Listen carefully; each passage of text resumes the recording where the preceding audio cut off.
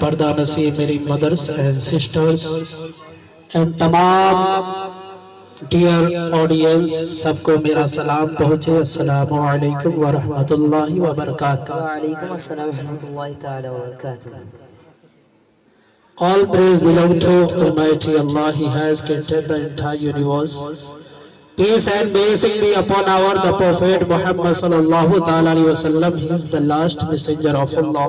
He is the esteemed family and beloved companions and servants of Allah. Allah exalted, who is the most merciful and most gracious. The Prophet Muhammad sallallahu alaihi wasallam says, one who person recites durood upon me, Allah will shower him 10 mercy. نحمده ونصلي على رسوله الكريم أما بعد فأعوذ بالله من الشيطان الرجيم بسم الله الرحمن الرحيم قال الله تعالى في القرآن المجيد والفرقان الحميد كل نفس ذائقة الموت صدق اللہ مولانا العظیم وبلغنا رسولہ النبی العامل المتین الکریم۔ آئیے دل لگا کر درود پاک پڑھیں۔ اللہم صلی علی سیدنا شفیعنا حبیبنا مولانا محمد وبارک وسلم صلو علیہ صلاۃ و سلام علیک یا رسول اللہ صلی اللہ تعالی علیہ وسلم۔ سب کو معلوم ہے کہ محفل ایصال ثواب کی محفل ہے، اور ایصال ثواب کی محفل یہ وہ محفل ہوا کرتی ہے جہاں برکتوں سے وہ محفل خالی نہیں ہوتی ہے۔ اس محفل میں اللہ فرشتوں کا نزول فرما دیتا ہے، ہمارے آمین کہنے پر فرشتے بھی شامل ہو جایا کرتے ہیں۔ یہ وہ محفل ہے کہ جس محفل کے بارے میں بڑے بڑے بزرگان دین نے کہا تھا کہ جہاں ذکر خدا ہوتا ہے، جہاں ذکر حبیب ہوتا ہے، وہاں مصطفیٰ بھی قریب ہوتے ہیں۔ بولیے سبحان اللہ۔ یہ وہ محفل ہے جو برکتوں سے خالی نہیں، رحمتوں سے خالی نہیں، بلکہ یہاں تک کہ جب صحابہ نے مصطفیٰ کے بارگاہ میں عرض کیا تھا، اے میرے آقا، اے میرے داتا، میری والدہ انتقال کر گئی، کیا کوئی ثواب کے لیے کوئی ذریعہ ہے جو وہاں تک پہنچ سکے؟ مصطفیٰ نے فرمایا، ہاں بہت سارے ذریعہ ہے، بہت سارے طریقے ہیں ثواب پہنچانے کے لیے۔ صحابہ نے عرض کیا، یا رسول اللہ وہ کون سا طریقہ ہے؟ تو وہاں جو جس چیز کی نیڈ تھی، ضرورت تھی، مصطفیٰ نے کہا کہ پانی کے لیے کنواں کھدوا دو، تمہاری ماں کو اس کا ثواب پہنچ جائے گا۔ کسی نے کہا غریب کی غربت کو دور کر دو، کسی نے کہا یتیموں پر دل جوئی کا ہاتھ پھیر دو، کسی نے کہا جو بیوہ ہے ان کی بیوائی کو دور کر دو، جو بے سہارا ہے اس کا سہارا بن جاؤ، ان تمام کا ثواب تمہاری والدین کو پہنچے گا۔ یہ محفل ایصال ثواب کی محفل ہے، اور الحمدللہ ثم الحمدللہ کوئی ایسا اس دنیا میں آج تک پیدا ہی نہیں ہوا جو کہہ دے کہ میں قیامت تک زندہ رہوں گا۔ سب کو موت کا مزہ چکھنا ہے، سب کو موت سے ملاقات کرنی ہے۔ آپ کتنا ہی دور بھاگ جائے، یہ تو اور بات ہے کہ ہم اپنی گناہوں کی وجہ سے آج موت سے ڈرنا شروع کر دیے، اپنی گناہوں کی وجہ سے موت سے دور بھاگنا شروع کر دیے۔ نہیں تو پہلی ہماری یہی ہستی تھی کہ ہم موت سے نہیں ڈرتے، چاہے وہ تلوار کی دھار کیوں نہ ہو، چاہے وہ بم کی بارود کیوں نہ ہو، لیکن آج وجہ یہ ہو گیا کہ آج ہم گناہوں میں ملوث ہو گئے۔ آج ہمارا اور آپ کا وقت یہ ہو گیا کہ آج ہم گناہوں میں ڈوب گئے۔ یہی وجہ ہے، کئی ہمارے بچوں پر ظلم کیا جا رہا ہے، کئی ہمارے جوانوں پر ظلم کیا جا رہا ہے، کئی ہمارے مدرسوں پر ظلم کیا جا رہا ہے، کئی ہماری مسجدوں پر ظلم ہو رہی ہے، کئی ہماری خانقاہوں پر ظلم کیے جا رہے ہیں۔ یہ ظلم کہیں اور سے نہیں، یہ ہماری اور آپ کی گناہوں کی کمائی ہے۔ کہ ہم نے آج گناہوں میں ملوث ہو گیا کہ آج ہم جگہ جگہ ستائے جا رہے ہیں، جگہ جگہ مارے جا رہے ہیں، جگہ جگہ موب لنچنگ کی شکل میں ہم پر ظلم کیا جا رہا ہے۔ نہیں کسی کی ماں کے بیٹے کے اندر وہ طاقت نہیں تھی کہ ایک مسلمان سے کوئی مقابلہ کر سکے، ایک مسلمان سے کوئی طاقت کا اندازہ لگا سکے۔ کیوں؟ کیونکہ اس وقت ایمان کی طاقت تھی، اس وقت ہمارے اندر ایمانی جذبہ تھا، اور امام حسین والی محبت تھی، وہ جذبہ تھی کہ جس میدان میں ہم جاتے تھے وہ میدان ہمارے ہاتھوں سے سبحان اللہ ماشاء اللہ وہ میدان ہمارے ہاتھوں سے فتح ہوتا تھا۔ شرط یہی تھی کہ دل میں محبت رسول تھی، دل میں محبت تھی، ایمان کی قوت تھی کہ ہم ہر میدان میں کامیاب ہوتے تھے۔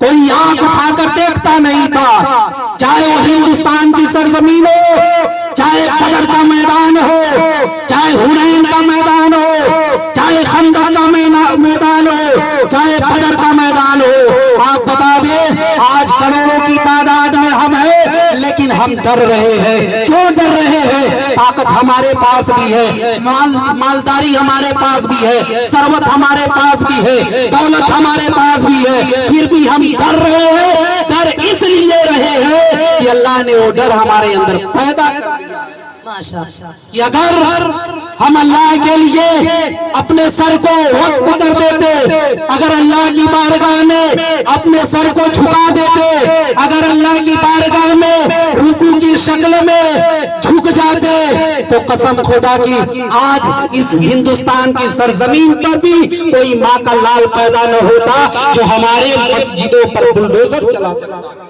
یہ وجہ ہماری اور آپ کی کمی کا ہے، یہ ہمارے بچوں کی کمی کا ہے۔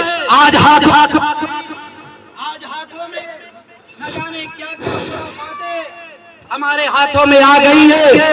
ہمارے وہ بچے جو کل 18 سال کی عمر میں بہرائچ کی سرزمین پر بہرائچ کو فتح کر رہا تھا، وہی بیٹا اجمیر کی سرزمین پر اجمیر میں فتح کر رہا تھا، وہی 18-19 سال کا بچہ جب ہندوستان میں آیا تو محمد بن قاسم کی شکل میں اس ہندوستان کو فتح کیا تھا۔ لیکن آج وہی بیٹا ہے، وہی جوان ہے، وہی سب کچھ اس کے پاس ہے، لیکن علم سے خالی ہے۔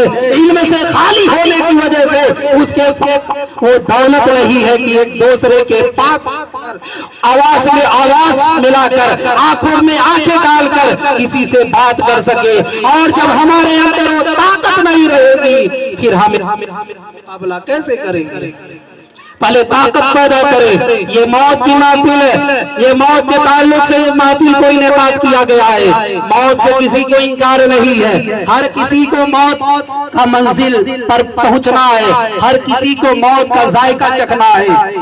خالد بن ولید ہمیشہ یہی کہتے تھے، مولا اس جنگ میں میں شہید ہو جاؤں، اس جنگ میں میں شہید ہو جاؤں، لیکن جب موت آنی رہے گی کوئی ٹال نہیں سکتا ہے، لیکن جب موت نہیں آنی رہے گی چاہے ہزاروں تلوار کیوں نہ بدن پہ لگ جائے موت نہیں آ سکتی ہے، نہیں آ سکتی۔ قرآن پاک میں اللہ رب العزت فرماتا ہے اذا جاء اجلها فلا يستأخرون ساعة ولا يستقدمون۔ جب موت کا وقت آتا ہے نہ وہ ایک منٹ پیچھے ہوگا نہ ایک منٹ آگے ہوگا، جب اس کا وقت متعین ہے اس کو چھوڑ کر آپ سے ملاقات نہیں کرے گی۔ جو وقت متعین ہے، جو ٹائم متعین ہے، وہ اپنے ٹائم پر آ کر آپ سے ملاقات کرے گی۔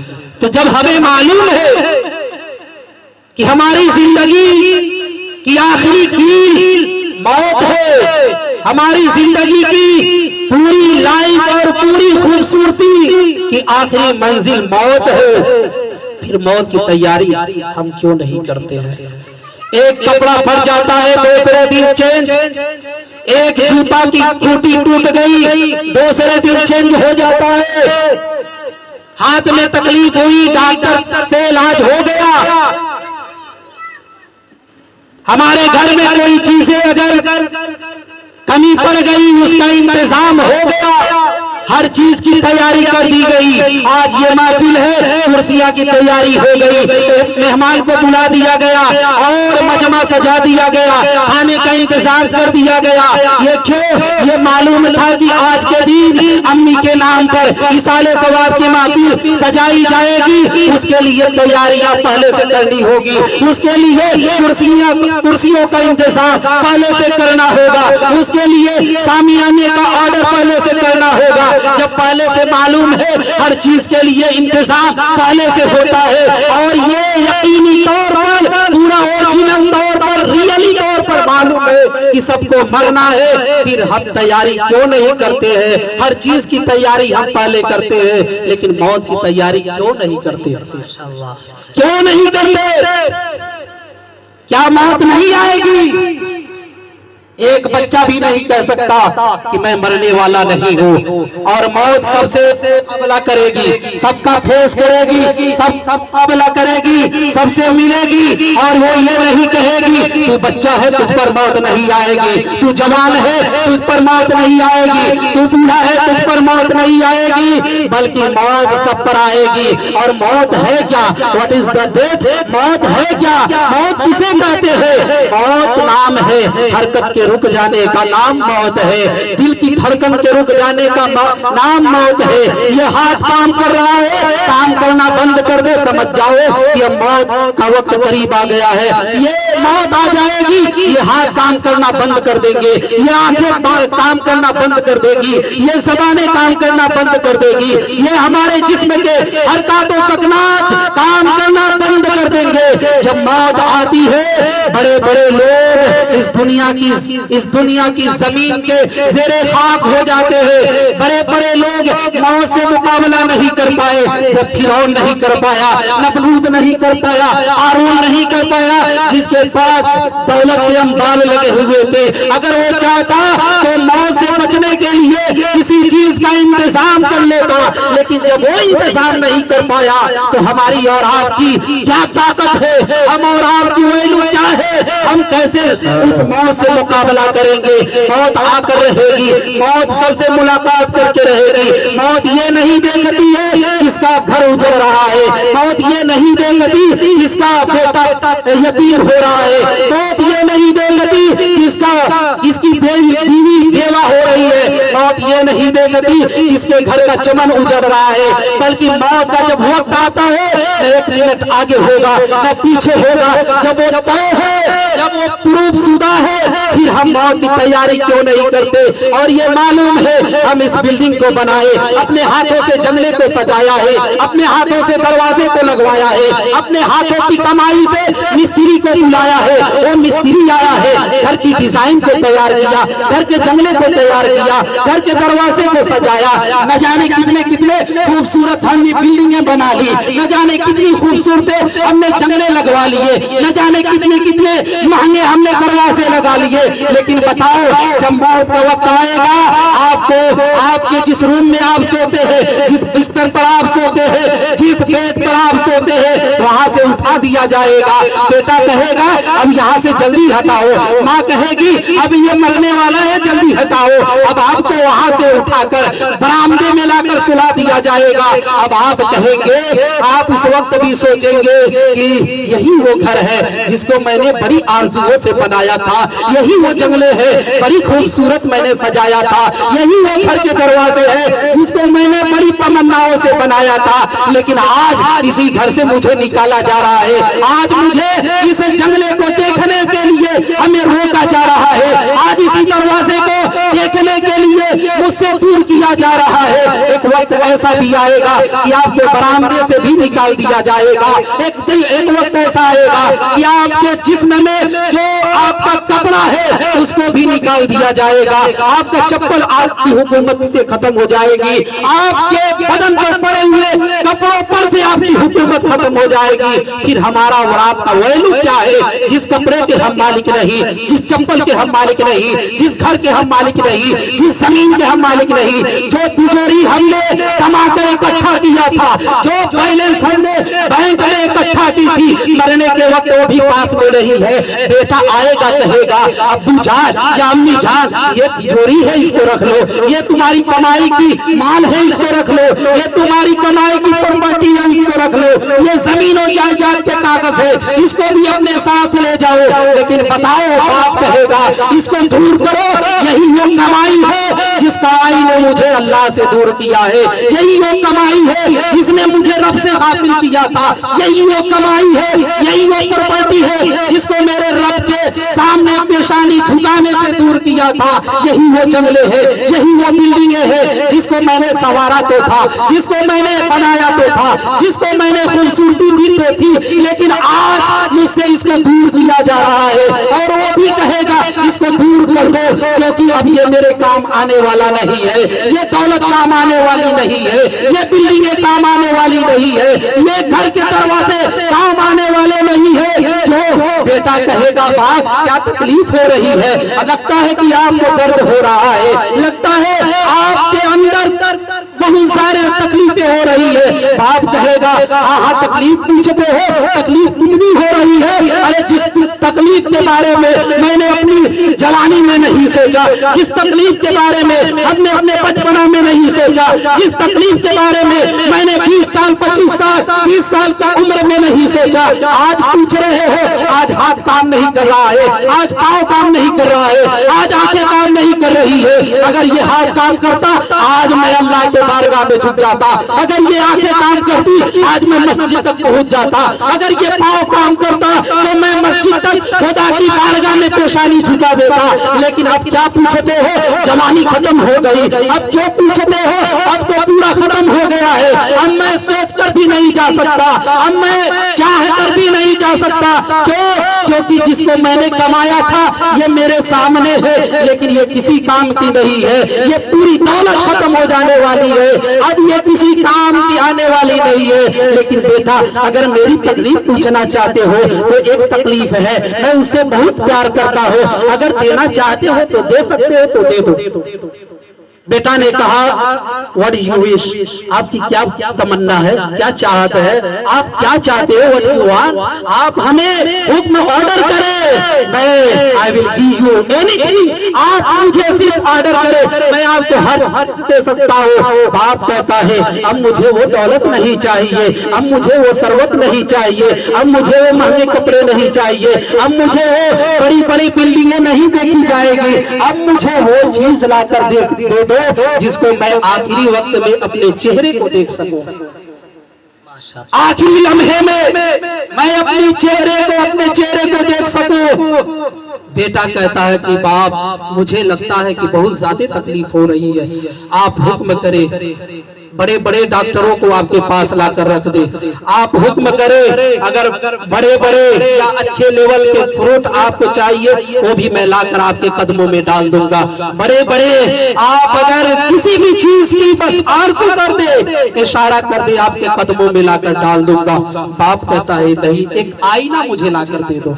बोलिए सुभान अल्लाह, सुभान अल्लाह। एक आईना दे दो, मैं इस आईने में शक्ल देखूंगा, इस आईने में मैं अपने उस चेहरे को देखूंगा जिस चेहरे को मैंने पूरी जिंदगी देखा करता था, उस आईने में मैं अपने उस आंखों को देखूंगा जिस आंखों में सुरमा लगाया करता था, मैं उस आईने में अपने बाल को देखूंगा जिस बाल में कंघी किया करता था, मैं उस आईने में अपने बॉडी को देखूंगा जिस बॉडी को मैं सजाने के लिए, हेल्थी रखने के लिए न जाने क्या क्या फ्रूट मैंने तनाउल किया करता था, मैं इस आईने में अपनी आखिरी दीदार करना चाहता हूँ। बेटा लाकर दे देता है और लाकर देने के बाद अब बताएं आप उस वक्त कितनी तकलीफ होती है। अल्लाह के रसूल फरमाते हैं یہ انسان کی زندگی میں سب سے زیادہ تکلیف موت کے وقت ہوتی ہے. جب بدن سے روح نکلتی ہے تو پورے جسم ایسا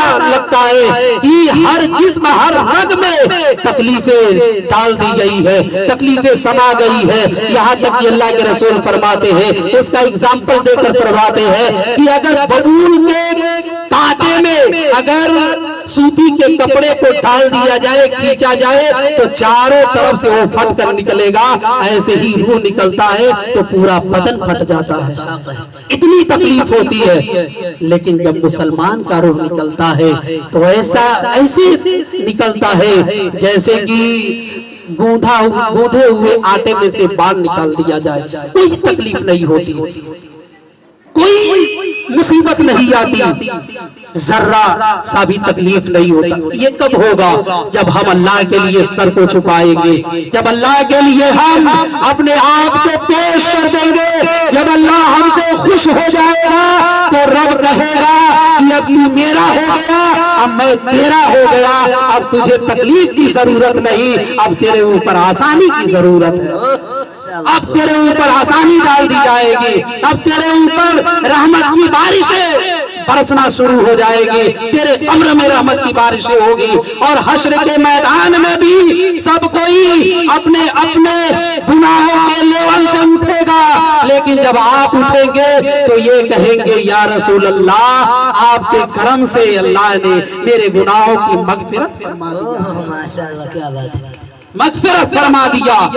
تو آخری وقت جب ہوتا ہے, اب بتائے یہی وہ بلڈنگیں ہیں, کتنی آزمائشوں, کتنی محبتوں, کتنی آرزوؤں سے ہم برتے ہیں. لیکن بتائیں اگر ایک بلڈنگ بنا دی جائے, چراغ کو بجھا دیا جائے, دروازے کھول دیے جائے, لائٹیں بجھ جائے, کوئی دوسرا گھر آمنے سامنے نہ ہو اور آپ کو کہہ دیا جائے کہ ایک رات اس میں سونا ہے, تو آپ اپنے گھر بنائے ہوئے گھر میں کہیں گے جب کوئی نہیں ہے, ہو سکتا ہے کہیں شیطان نہ ہو سکتا ہے کہیں جن نہ ہو سکتا ہے کہیں کوئی پریشان کرنے والا نہ ہو. اپنے ہاتھ کی بنائی ہوئی بلڈنگیں ہیں جس میں دروازے بھی ہے, جس میں آپ کا جنگلے بھی ہے, لیکن لائٹیں نہیں ہے. لائٹوں اندھیری کمرے ہے, اندھیرا وہ کمرہ. جب آپ کو اس میں سلایا جا رہا ہے, آپ اس میں سونے سے انکار کر رہے ہیں. آپ اپنے خود کے گھر میں جب سونے سے انکار کر رہے ہیں, جہاں ہواؤں کے لیے کھڑکیاں بنائی گئی ہے, جہاں داخل ہونے کے لیے آپ کے پاس دروازے بھی ہیں, لیکن آپ نے کبھی غور کیا ہے ایک وہ گھر ہے جہاں آس پاس کوئی دوسرا گھر نہیں کہ ہم روئیں گے تو دوسرا سن کر ہماری حال کی پرشن حال ہوگا. کیا آپ نے غور کیا یہ کوئی گھر ہے جہاں ہم کو لے جا کر چھوڑ دیا جائے گا؟ آج تکلیف ہوتی ہے, بیٹا درد سے الجھ پڑتا ہے. آج باپ کو تکلیف ہوتی ہے, بیوی اپنے پوری رات کو قربان کر دیتی ہے. جو شوہر کو تکلیف ہو رہی ہے, جو باپ کو تکلیف ہو رہی ہے, ڈاکٹر کو ترنت بلا دیا جاتا ہے, علاج ہو جاتا ہے. لیکن آپ بتائیں قبر میں کسی ڈاکٹر کو بلایا جائے گا؟ نہیں بلایا جائے گا. قبر میں کسی بیٹے کو بلایا جائے گا؟ نہیں بلایا جائے گا. قبر میں کسی شوہر کو بلایا جائے گا؟ نہیں بلایا جائے گا. تو اب آپ بتائیں جب قبر میں کوئی ساتھی نہیں ہوگا اور آپ کا ایک ہی ساتھی ہے جسے اعمال کہا جاتا ہے, جسے نیکیاں کہی جاتی ہے, تو جب میرا وہ ساتھی ہے ہم اس ساتھی کو اپنا ساتھی کیوں نہیں بناتے؟ ماشاءاللہ, ہمارا وہی ساتھی ہے, وہ اعمال ہمارا ساتھی ہے جو ہمیں قبر تک ساتھ جانے والی ہے. تمام چیزیں ختم ہو جائے گی, اعمال کا دار و مدار مرنے کے وقت ختم ہو جائے گا. پھر دوبارہ آپ سوچ کر بھی نماز نہیں پڑھ سکتے, آپ سوچ کر بھی روزہ نہیں رکھ سکتے, آپ چاہ کر بھی دنیا میں نہیں آ سکتے. کیوں؟ کیونکہ جب تک زندگی ہے تب تک آپ کے اوپر فرائض ہے, آپ کے اوپر احکام ہے, آپ کے اوپر اللہ کے قوانین ہے اور شریعت مصطفیٰ آپ پر لاگو ہوگا. لیکن جیسے روح نکل جاتی ہے پھر اعمال کا دار و مدار منقطع ہوتا ہے. اب وہ چیز اولادوں پر آ جاتا ہے. صدقہ جاریہ کے طور پر اب انسان اپنے والدین کے نام پر صدقہ جاریہ کی محفل کرائے گا، اس کا ثواب وہاں پہنچے گا۔ بیٹا باپ کے نام پر قرآن خوانی کرائے گا، اس کا ثواب وہاں پہنچے گا۔ لیکن اگر آپ چاہیں کہ مرنے کے بعد بھی میں نیکی کرتا رہوں تو اب امپوسیبل ہے، اب نہیں ہو سکتا، کیونکہ جب تک آپ کی جوانی تھی، زندگی تھی، آپ کے جسم میں روح تھی، تب تک اللہ نے آپ کو اختیار دیا تھا نماز پڑھو، آپ کو اختیار دیا تھا روزہ رکھو۔ کیوں؟ کیونکہ یہ جنت میں لے جانے والی شے ہے، یہ جنت میں لے جانے والے اعمال ہیں، لیکن ہم نے اس کو کیا نہیں۔ لاسٹ میں اگر ہم سوچ کر بھی چاہے تو پھر ہاتھ سے وہی ہوتا ہے کہ چڑیا چر گئی کھیت تو پچھتانے سے کیا ہوگا، ہے نا؟ وہی ہوگا۔ اس لیے ابھی وقت ہے سنبھلنے کا، نہیں تو آج دنیا کا نظارہ کر رہے ہیں، کہیں گائے کے نام پر مسلمانوں کو کاٹا جا رہا ہے۔ بتائے سب یہی سوچ رہے تھے کہ ابھی تو جوان ہے، بڑھاپا بھی آنے میں بہت دیری لگے گی۔ ابھی ایک مولانا توصیف کو بریلی سے آ رہے تھے، ٹرین سے دھکیل دیا، انتقال کر گئے، شہید ہو گئے۔ وہ بھی یہی سوچ رہے تھے ابھی بہت لمبی عمر ہے، ابھی بہت کچھ کرنے کا ہے۔ آپ اس ہندوستان کی سرزمین کا اگر چکر لگائیں، مشاہدہ کریں، کوئی ایسا دین نہیں ہے جہاں مسلمانوں کو موب لنچنگ کے نام پر قتل نہ کیا جا رہا ہو۔ لوگ آپس ہی میں اب مر رہے ہیں۔ فرعون کی حکومت تو ہے ہی ہے، وہ تو چاہ ہی رہی ہے کہ سب کو ختم کر دیا جائے، سب کو مٹا دیا جائے، اور مدعا صرف یہی ہے کہ اسلام مٹا دیا جائے، اسلام ختم کر دیا جائے۔ لیکن آپ بتائیں کہ اسلام اگر مسلمان اس دھرتی سے ختم بھی ہو جائے تو قبرستان سے کر کہیں گے اسلام زندہ باد، اسلام زندہ باد۔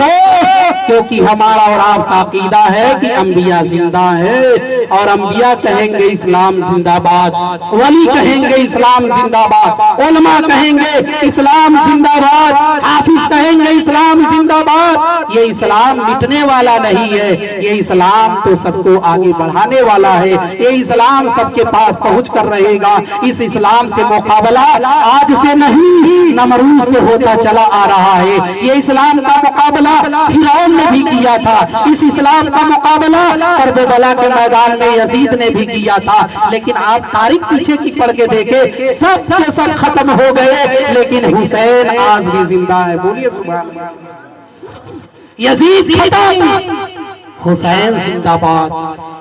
یزید کہ جتنے بھی نوکر چاکر اس کے ماننے والے تھے ختم ہو گئے، لیکن حسین کے دیوانے آج بھی نظر آ رہے ہیں، حسین کے متوالے آج بھی نظر آ رہی ہے۔ تو اسلام نہ مٹا ہے نہ مٹے گا، کیونکہ اس اسلام کی آبیاری میں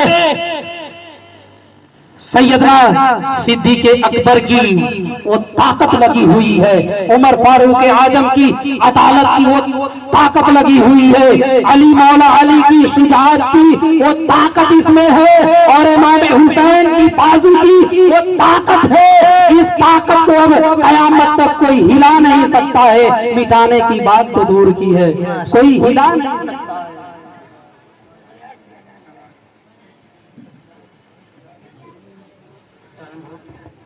کوئی ہلا نہیں سکتا ہے، کیونکہ اسلام کی قدرت، اسلام اللہ نے وہ قدرت اس اسلام کو دیا ہے، وہ طاقت دی ہے کہ یہ وہ چراغ نہیں ہے کہ بس پھونک دو تو ختم ہو جائے گا، یہ وہ چراغ نہیں ہے، یہ چراغ ہی سمجھ کر ابو جہل اٹھا تھا کہ اس کو ختم کر دیا جائے۔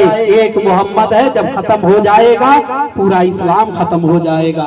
لیکن بتائے اس مکے کی سرزمین پر عمر جب داخل ہوئے تو 40 کی تعداد پہنچ گئی۔ جب بدر کا میدان وار اور جنگ ہوئی تو 313 کی تعداد ہو گئی۔ جب غزوہ بدر ہوا ہزاروں کی تعداد، ایسے ہی تعداد بڑھتی گئی، تو جب ایک تھے تو نہیں مٹا پائے، آج کروڑوں ہے، اور سب نے یہی کہا تھا آج سے نہیں انگریزوں نے بھی یہی کہا تھا کہ جب تک مسلمانوں کے اندر ایمان کی طاقت ہے اس ہندوستان کو کوئی، اور جب ہندوستان میں مسلمان بس گئے تو خواجہ نے بھی یہی کہا تھا کہ اس کو ہم نے بسایا ہے، اب کسی کی طاقت نہیں ہے کہ ہمارے بسائے ہوئے کو کوئی اٹھا سکے۔ یہ وہ طاقت ہے، مسلمان وہ طاقت ہے کہ اگر ہٹ جائے خدا کی قہر نازل ہو جائے گی، اگر مسلمان نہ رہے تو اللہ کا قہر اور اس کا غضب نازل ہو جائے گا، اس کا عذاب نازل ہو جائے گا اور یہ تہس نہس ہو جائے گا۔ مسلمان کی وہ طاقت ہے کہ جب تک مسلمان دنیا میں ہے اللہ رب العزت عذاب کو روک کر رکھا ہے۔ اس لیے ہم مسلمان ہیں، ایمان والے ہیں، تقریریں بہت سنیں گے لیکن موت سب کو آنی ہے۔ Every person have to die, سب کو مرنا ہے۔ کوئی any person will not recognise یا ول ناٹ ریفیوز، کوئی انکار نہیں کر سکتا، کوئی اس کا بہشکار نہیں کر سکتا، سب پہچانتا ہے، سب اس کو ریکگنائز کرتا ہے، سب اس کی آئیڈینٹیفائی کرتا ہے، ان عمل سب کوئی نہیں کر پاتا ہے، اور عمل نہ کرنے کی وجہ سے ہمارے اوپر عذاب دیے جائیں گے، سزائیں دی جائے گی۔